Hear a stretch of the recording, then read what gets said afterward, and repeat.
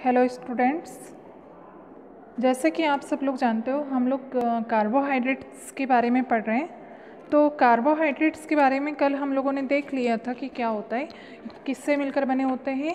ये carbon, hydrogen और oxygen से मिलकर बने होते हैं। ठीक है, तो आज की क्लास में हमें क्या पढ़ना है। कार्बोहाइड्रेट की हमने डेफिनेशन देख ली थी, उसके हमने उसका केमिकल स्ट्रक्चर एंड क्लासिफिकेशन देख लिया था। तो अकॉर्डिंग टू क्लासिफिकेशन कार्बोहाइड्रेट कितने प्रकार का होता है? 3 प्रकार का होता है। First monosaccharide, then oligosaccharide and polysaccharide. 3 प्रकार का हमने देखे थे। तो सबसे पहले हमने मोनोसेकेराइड क्या होता है उससे देख लिए थे कि मोनोसेकेराइड सबसे सिंपल कार्बोहाइड्रेट होते हैं और जिनका जल अपघटन नहीं किया जा सकता और स्वाद में कैसे होते हैं, स्वाद में कैसे होते हैं, मीठे और जल में घुलनशील होते हैं। तो ये इसके कुछ प्रकार हमने देखे थे, जैसे कि ट्रायोजेज मतलब 3 कार्बन परमाणु, टेट्राजेज मतलब कि 4 कार्बन परमाणु, पेंटाजेज मतलब 5 कार्बन परमाणु, हेक्सोजेज मतलब कि 6 कार्बन परमाणु, देन हेप्टोजेज मतलब कि 7 कार्बन परमाणु। तो ये हमने उसके कुछ क्लासिफिकेशन हमने देख लिया था। आज की क्लास में हम पढ़ने वाले ओलिगोसेकेराइड। ओके, आज की क्लास में हम क्या पढ़ेंगे? ओलिगोसेकेराइड्स के बारे में। ओलिगोसेकेराइड्स का अगर हम क्लासिफिकेशन करें तो ये कितने प्रकार का होता है? 3 प्रकार का। ठीक है, कितने प्रकार का है? 3, डाइसेकेराइड, ट्राइसेकेराइड और टेट्रासेकेराइड।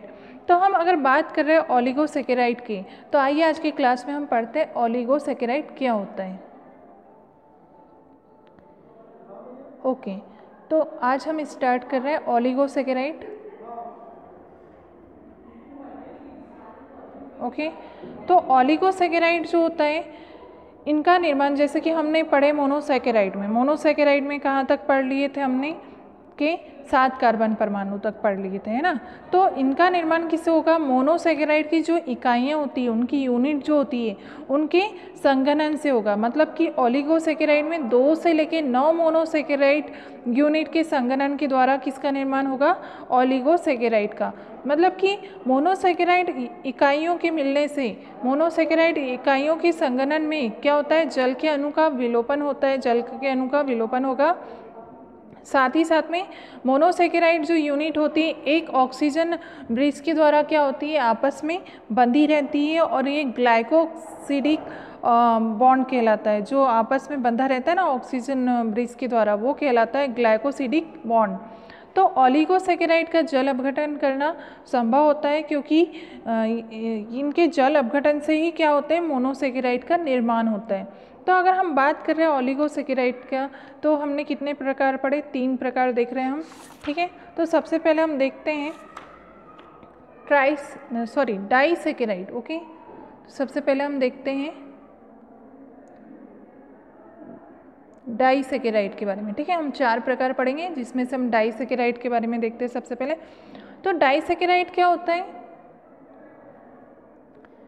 डाइसेकेराइड के कुछ एग्जाम्पल दिए हुए, जैसे कि सुक्रोज, लैक्टोज, माल्टोज, सेलुलोज, है ना। तो डाइसेकेराइड, डाई मतलब क्या होता है? 2। ठीक है, और हम सब जानते हैं कि मोनोसेकेराइड के यूनिट से मिलने से बन रहे हैं। तो 2 मोनोसेकेराइड की यूनिट आपस में मिलेगी और दोनों आपस में मिलकर किसका निर्माण करेगी? डाइसेकेराइड का निर्माण करेगी। देखिए यहाँ पे आप। ओके, ये हमने पढ़ा डाइसेकेराइड। डाइसेकेराइड में क्या हो रहा है? यहाँ पे देखिए आप, क्या हो रहा है? 2 मोनोसेकेराइड्स की यूनिट आपस में क्या कर रही है? मिलके किसका निर्माण कर रही है?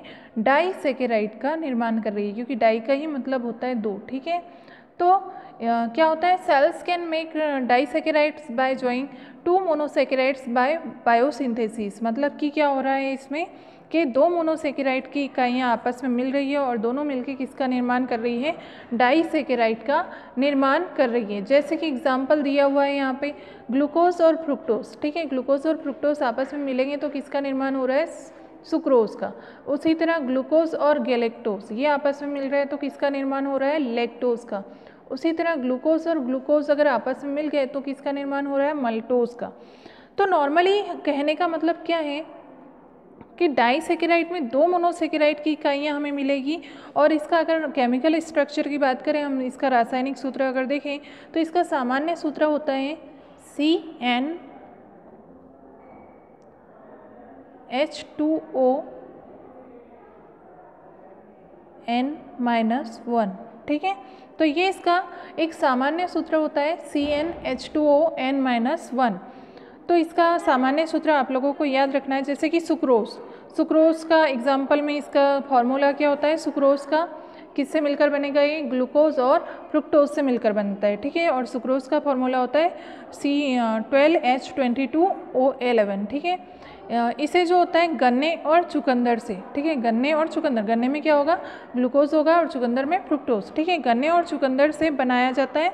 बाकी के जैसे डाइसैकेराइड के एग्जाम है माल्टोज, ठीक है, माल्टोज को किससे मिलकर बनाया जाता है, तो माल्टोज को ग्लूकोज और 2 ग्लूकोज के अणु आपस में जुड़ेंगे, ठीक है, और माल्टोज को बनाएंगे। उसी तरह लैक्टोज को कौन बनाता है, ग्लूकोज और गैलेक्टोज।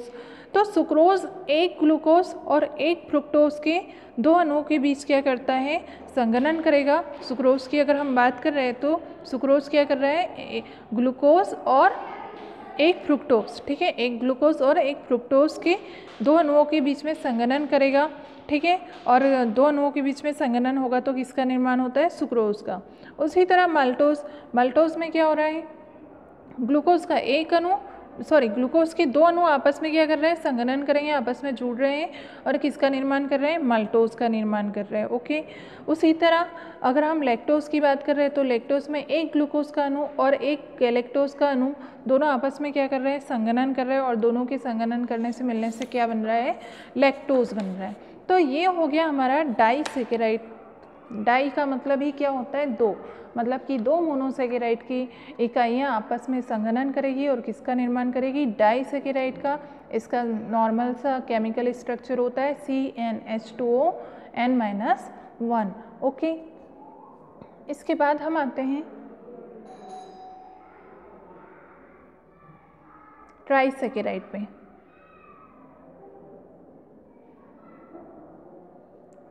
ओके, ट्राइसैकेराइड, ट्राई का मतलब क्या होता है, 3, ठीक है। तो जाहिर सी बात है कि इसमें 3 मोनोसैकेराइड की इकाइयाँ आपस में क्या करेगी, संघनन करेगी, आपस में मिलेगी और आपस में मिलने से किसका निर्माण होगा, ट्राइसैकेराइड का निर्माण होगा। मतलब कि कंपोज्ड ऑफ 3 मोनोसैकेराइड, मतलब कितने सैकेराइड जुड़ रहे हैं इसमें, कितने मोनोसैकेराइड का संघनन हो रहा है इसमें, 3, ओके। 3 मोनोसैकेराइड की इकाइयाँ आपस में यहाँ संघनन करेगी, आपस में मिलेगी और किसका निर्माण करेगी, ट्राइसैकेराइड का निर्माण करेगी। तो अगर हम नॉर्मली देखें तो ट्राइसैकेराइड की अगर हम बात करें तो इसका नॉर्मल सा सूत्र क्या होता है, इसका सूत्र होगा CnH2O, ठीक है, N- ब्रैकेट के बाहर 2, N-2। तो इसका केमिकल स्ट्रक्चर होता है CnH2ON-2। एग्जाम्पल के रूप में आप लोगों को क्या लिखना है, यहाँ पे एग्जाम्पल के रूप में लिखना है रेफिनोज, रेबिनोज, ठीक है। रेबिनोज की अगर हम बात करें, रेफिनोज की अगर हम बात करें तो रेफिनोज में क्या होता है, 3 कौन कौन सी इकाइयाँ रहेगी, एक ग्लूकोज की, ठीक है, दूसरा फ्रुक्टोज की और तीसरा गैलेक्टोज की। मतलब कि 3 इकाइयाँ यहाँ पे है, ग्लूकोज, फ्रुक्टोज और गैलेक्टोज। तीनों के मिलने से क्या बनेगा, रेफिनोज बनेगा, ओके। तो ये क्या कहलाता है, ट्राइसैकेराइड। तो ये बिनॉल और चुकंदर में देखा गया है वैसे तो ये हो गया ट्राइसैकेराइड। ट्राई का मतलब ये क्या हो रहा है, 3, ओके। इसका नॉर्मल सा केमिकल स्ट्रक्चर क्या होता है, CnH2O ब्रैकेट के बाहर क्या लिखना है, N-2। इसके बाद हम आते हैं हमारे अगले प्रकार पे, टेट्रासैकेराइड्स, ठीक है। टेट्रासैकेराइड्स, जाहिर सी बात है क्या हो रहा है इसमें, टेट्रा का मतलब क्या होता है, 4, ओके। तो 4 मोनोसैकेराइड की इकाइयाँ आपस में मिलेगी, संघनन करेगी, मतलब 4 मोनोसैकेराइड इकाइयों के द्वारा किसका निर्माण होगा, टेट्रासैकेराइड का निर्माण होगा। इसका केमिकल अगर स्ट्रक्चर की बात कर रहे हैं तो क्या होगा इसका, Cn ब्रैकेट में H2O ब्रैकेट के बाहर N-4, ओके, तो ये इसका केमिकल N-3, ठीक है। तो ये इसका केमिकल फार्मूला हो जाएगा टेट्रासेकेराइड का, CN ब्रैकेट में H2O ब्रैकेट के बाहर N-3। एग्जाम्पल लिखना है आपको स्टेकियोज। ओके, तो कहने का मतलब क्या हो रहा है इसमें कि इसमें 4 मोनोसेकेराइड की इकाइयाँ आपस में मिल रही हैं और 4 मोनोसेकेराइड की इकाइयाँ आपस में मिलेगी तो किसका निर्माण होगा? टेट्रा मतलब 4, ठीक है। किसका निर्माण होगा? टेट्रासेकेराइड का निर्माण होगा। और केमिकल स्ट्रक्चर क्या होगा इसका? CnH2ON-3। एग्जाम्पल देना आपको स्टेकियोज। ओके, इसके बाद आते हैं हम अगले इस पे,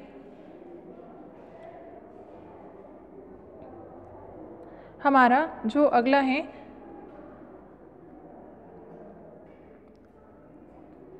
पेंटासेकेराइड, ठीक है। पेंटासेकेराइड्स की अगर हम बात कर रहे हैं, पेंटा का मतलब क्या होता है? 5, ठीक है। पेंटा का मतलब ही क्या होता है? 5। तो पेंटासेकेराइड में क्या होगा?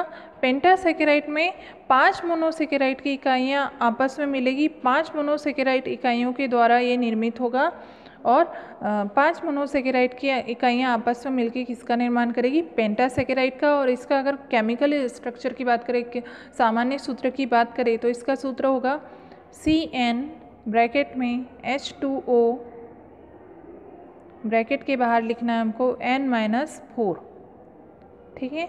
तो ये इसका सूत्र होगा CnH2O ब्रैकेट में और ब्रैकेट के बाहर N-4। अगर हम एग्जाम्पल दे रहे हैं तो इसमें एग्जाम्पल देना है वर्बेकॉस, एग्जाम्पल देना है आपको वर्बेकॉस। तो इस तरीके से आज की क्लास में हमने देखा ओलिगोसेकेराइड के कितने प्रकार? 4 प्रकार, डाइसेकेराइड, ट्राइसेकेराइड, टेट्रासेकेराइड और पेंटासेकेराइड। तो ये डाई में क्या होता है? 2 मोनोसेकेराइड की इकाइयाँ होंगी, ट्राई में 3 होगी, टेट्रा में 4 होगी और पेंटा में 5 मोनोसेकेराइड की इकाइयाँ आपस में मिलेगी, ठीक है। तो इस तरीके से क्या हो रहा है? इस तरीके से ओलिगोसेकेराइड के अणुओं का निर्माण होता है, ठीक है। तो आज की क्लास में हमने ओलिगोसेकेराइड देखा। अब हम आने वाले अगले वीडियो क्लास में क्या पढ़ेंगे? पॉलीसेकेराइड के बारे में पढ़ेंगे कि पॉलीसेकेराइड क्या होता है, कितने प्रकार का होता है। तो हमने क्या क्या देख लिया? कार्बोहाइड्रेट्स में हमने मोनोसेकेराइड देख लिए, मोनोसेकेराइड के बाद आज ओलिगोसेकेराइड भी देख लिया। इसके बाद हम नेक्स्ट वीडियो क्लास में डिस्कस करने वाले हैं कि पॉलीसेकेराइड क्या होता है और कितने प्रकार का होता है। ओके, आज के लिए इतना ही काफ़ी है। Thank you.